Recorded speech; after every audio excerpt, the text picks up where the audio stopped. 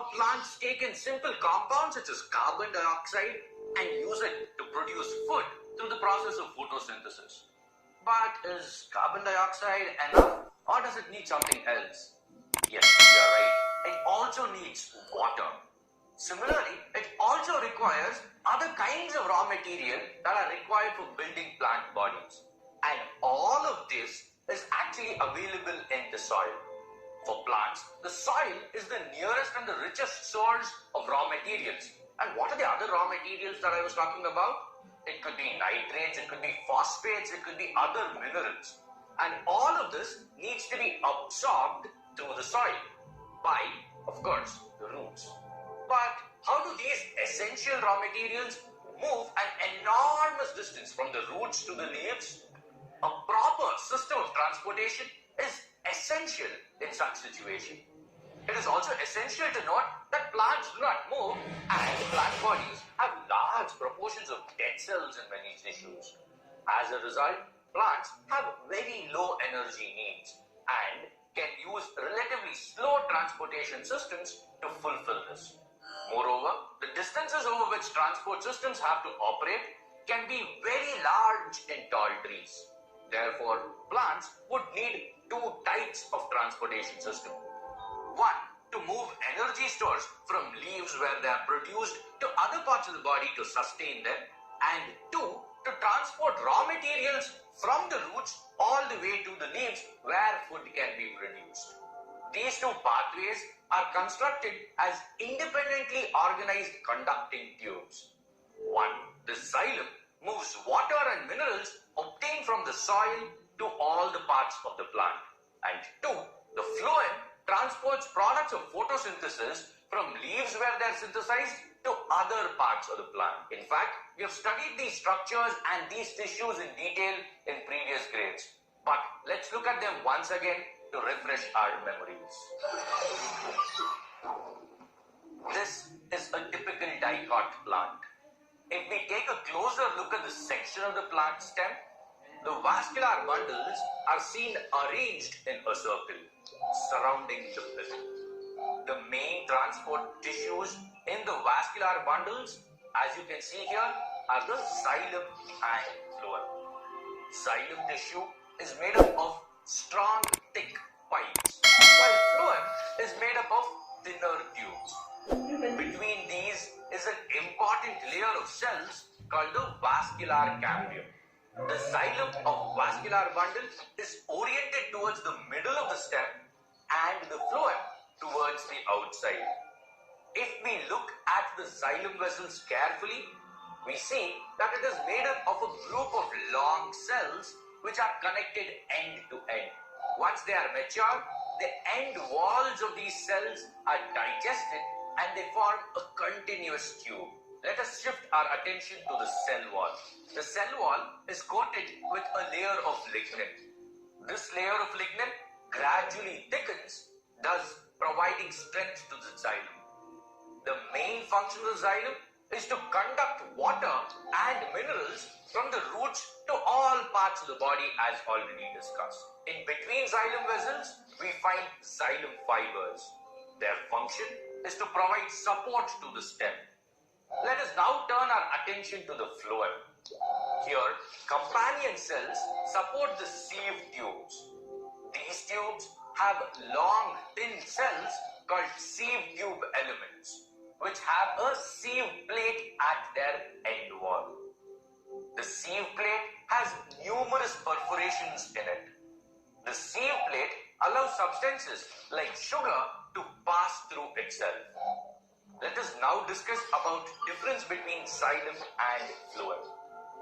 The xylem consists of vessels having thick lignified walls, while phloem has no lignin deposition on the walls.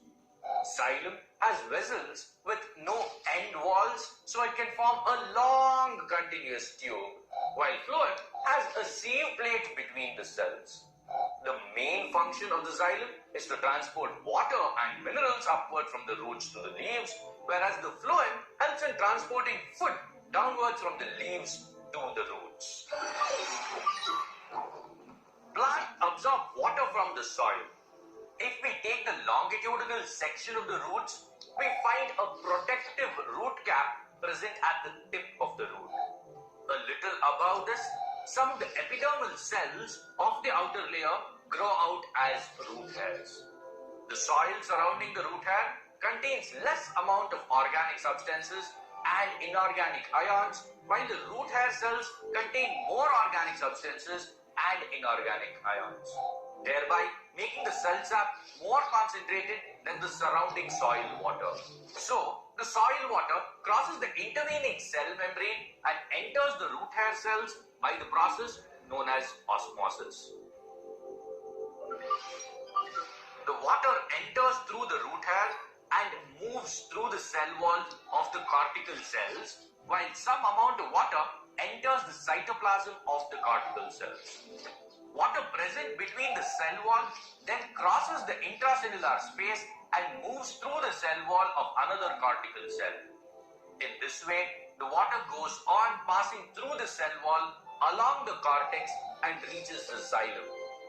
Water that enters the cytoplasm of the cortical cells moves into the cytoplasm of the next cortical cells through the interconnecting pores known as plasmodesmata.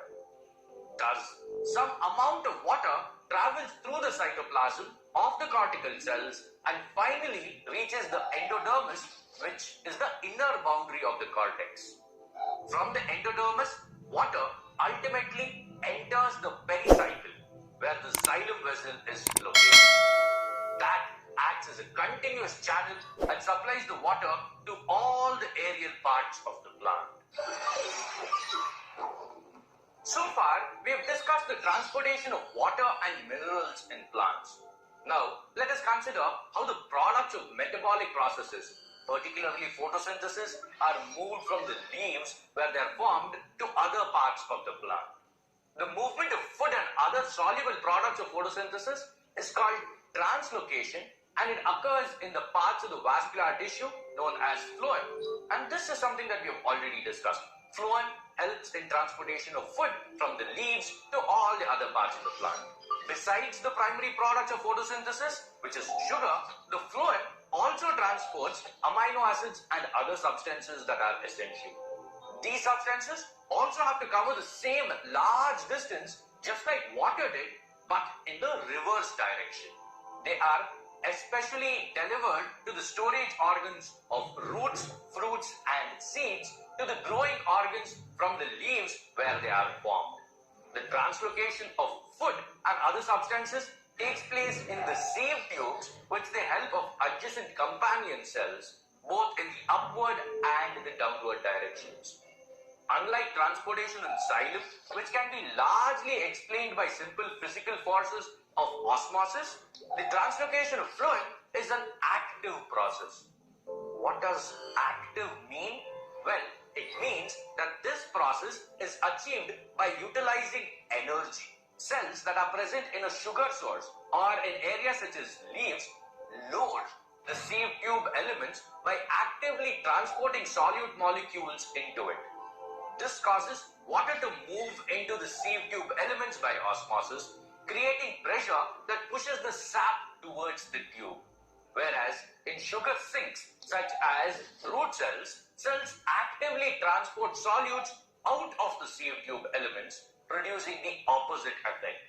This difference in pressure moves the material in the phloem to tissues which have less pressure.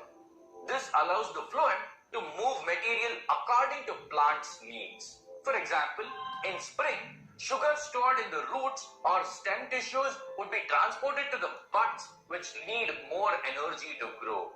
Although much simpler than human transport systems, the plant transport system is ultra efficient and is highly specific, aiding in the movement of materials along the gigantic trunks of large redwood trees to smallest shrubs with as little energy being expended.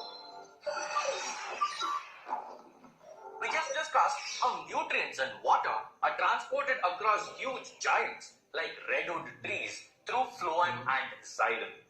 But the question that I have is, how does water from the tip of the root go all the way up to the tip of the leaves? This requires a lot of pressure difference, doesn't it? In fact, This occurs through a process which is known as transpiration.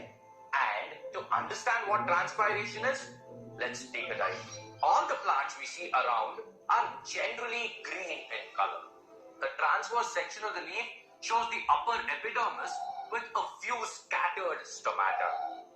Next layer is made up of elongated cells called the palisade cells, below which there are spherical spongy cells.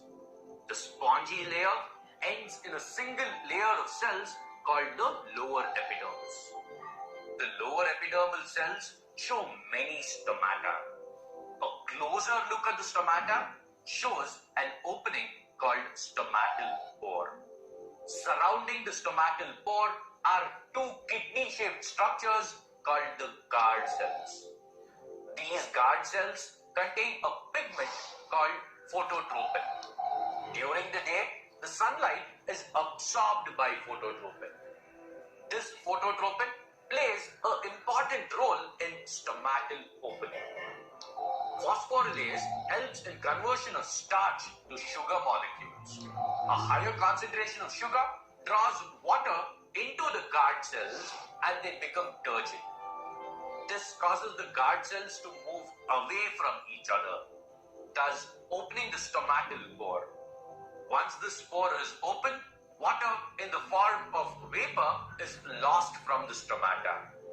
This process of loss of water in the form of vapor from the stomata is called transpiration. But in the absence of sunlight, a reverse process occurs. The enzyme hexokinase partly helps in converting the sugar molecules of the guard cell back to starch. Synthesis of starch leads to loss of water by the guard cells to the surrounding cells. This process makes the guard cells flaccid, thus closing the stomatal pore. Once the stomatal pore is closed, the process of transpiration stops. Hence, during the night, transpiration does not occur.